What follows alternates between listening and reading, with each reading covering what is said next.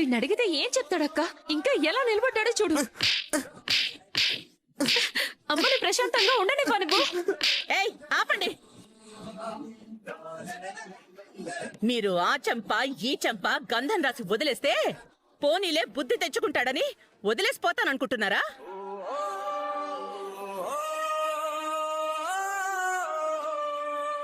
వీడి అంతు చూస్తాను. ఈ ప్రభావతి డబ్బునే నడి రోడ్డు మీద దోచుకున్నందుకు ఇంతకింత బదులు తీర్చుకుంటాను. అత్తయ్య, వాడి తరపున నేను క్షమించమని అడుగుతున్నాను. ఇది ఏ రోజు జరిగిందో కూడా మాకెవ్వరికీ తెలీదు. ఏ నోర్మోయ్, మొదట్నుంచి ఇలాంటి కుటుంబం నుంచి కోడల్ని తీసుకురావద్దని మొత్తుకుంటూనే ఉన్నాను. నేను తెచ్చుకున్న నా మిగతా కోడళ్ళు గొప్పింటి వాళ్ళు, కోటీశ్వర్లు. నువ్వు మాత్రమే ఇదిగో ఇలాంటి ముష్టి కొంపలో ఉండొచ్చావు. మంది సొమ్ము దొంగతనం చేసి తింటూ ఉన్నారే, ఇలాంటి కూడు తిండం కన్నా ముష్టెత్తుకుని బతకడం నయం కదా. మీవి యొక్క బతుకులేనా? అత్తయ్య, ఛీ, నన్ను అలా పిలవకో. ఇంకా నువ్వు మా ఇంటి కోడలు వెండి. ఎవరికైనా తెలిస్తే నా ఇంటి పరువు పోతుంది.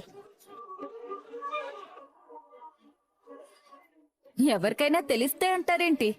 ఊరంతా తెలిసిపోయింది. అవును, ఊరంతా తెలిసింది. నిన్ను నా కోడలివని చెప్పుకోవడానికే సిగ్గుగా ఉంది.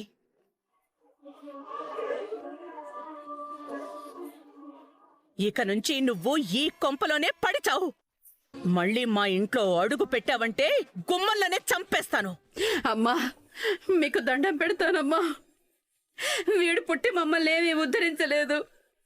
కనీసం ఆడపిల్లలైనా భద్రంగా ఉంటే మాకంతే చాలు. దీన్ని కూడా పుట్టింట్లో వదిలేసిపోతే పుట్టడి దుఃఖంతో మేం బతకలేమమ్మా.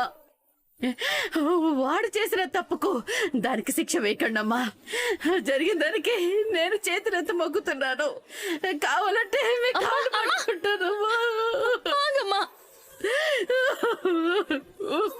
ఒరే, ఏంట్రా ఇది? ఒక్కసారి తప్పు చేసి దొరికిపోయినందుకే అందరం గుండె పగిలేలా ఏడ్చాం కదరా.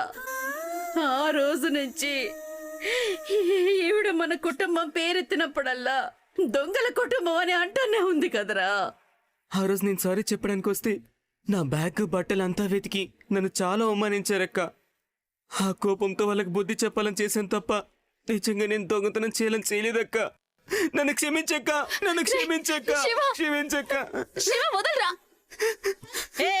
చాలు, బాగానే నటిస్తున్నారా అక్క తమ్ముళ్ళు? ఆ రోజు నేను 1,00,000 రూపాయలు ఇంటి నుంచి పట్టుకెళ్తున్న సంగతి ఉప్పందించింది ఇదే.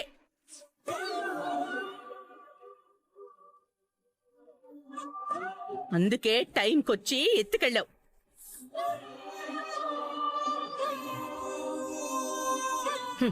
ముందు నిన్ను తీసుకెళ్లి లోపలేస్తే గాని నా కసి చల్లరదు. నిన్ను పోలీసులకు అప్పచెప్పి జైలుకి పంపించకపోతే నా పేరు ప్రభావతే కాదు. రారో దొంగనయాల.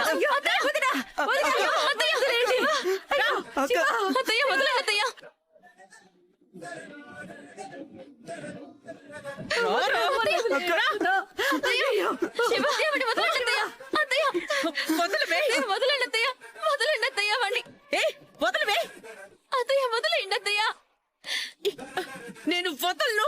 అయ్యో అయ్యో, వదిన గారు మీకు దండం పెడతాను, వదిలేయండి.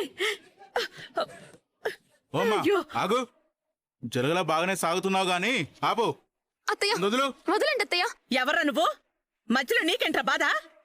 వదలమండానికి నువ్వెవడివిరా? నేనెవన్నా? ఈ ఇంటి ఓనర్ని.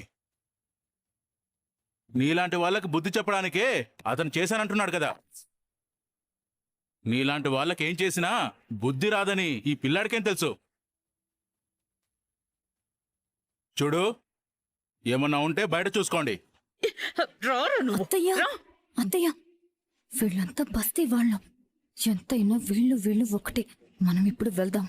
ఏం చేయాలో తర్వాత చూసుకుందాం. ये तो आउट है। टिश्यूज ये तो सिक రే ఇక్కడ మూగిన బస్తీ ప్రజలారా, ఈ స్థాయి తక్కువ కుటుంబం నుంచి వచ్చిన నా కోడల్ని నేనిక్కడే వదిలేసిపోతున్నాను. ఎందుకంటే పెద్ద కూతురు పెళ్ళైనప్పుడు ఈ పూలామా నా కొడుకు బండిని ఈ బచ్చగాడితో దొంగతనం చేయించింది.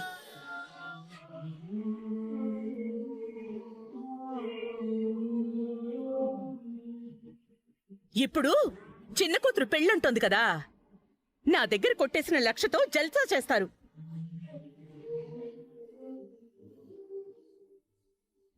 ఇలాగే ఎక్కడెక్కడో కొట్టేసి ఆ డబ్బుతో దీన్ని పెళ్లి చేస్తారు.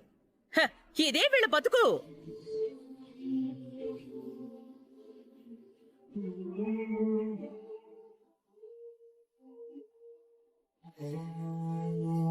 పైకి ఎలా ఎదగాలో వీళ్ళని చూసి నేర్చుకోండి. లేదంటే పాపం జీవితాంతం అనవసరంగా కష్టం చేసుకుంటూ బ్రతకాలి.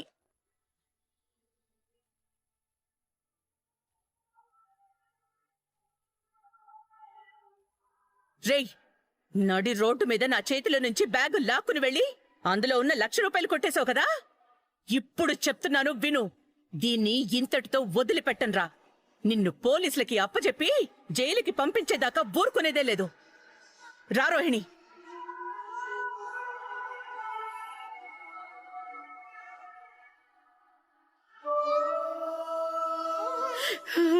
ఒరేయ్, నీ వల్ల నా కూతురు కాపురం కూలిపోయేలా ఉంది కదరా. ఎందుకురా ఇలా చేస్తున్నావు? అయ్యయ్యో,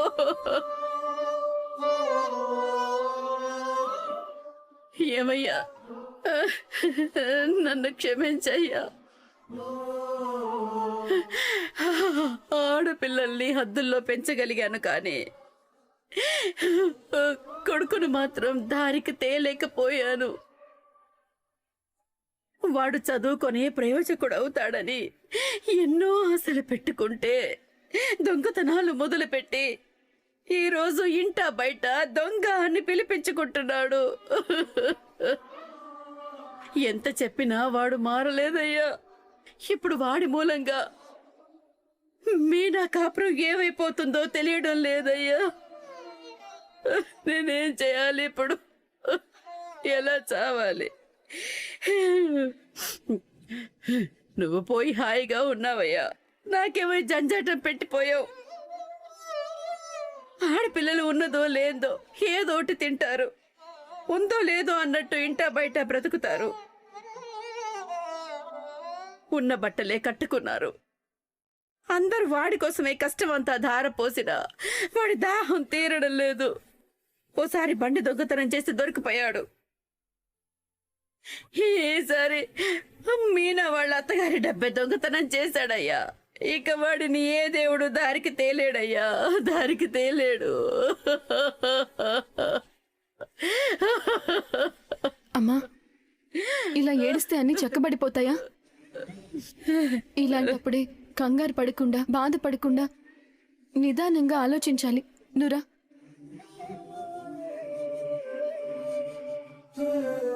సుమతి, కొంచెం మంచిలు తీసుకుని రాపో. సరే అక్క. అమ్మా ఊరుకోమ్మా. అమ్మా తాగు, తాగమ్మా. Here's to the story. Not just any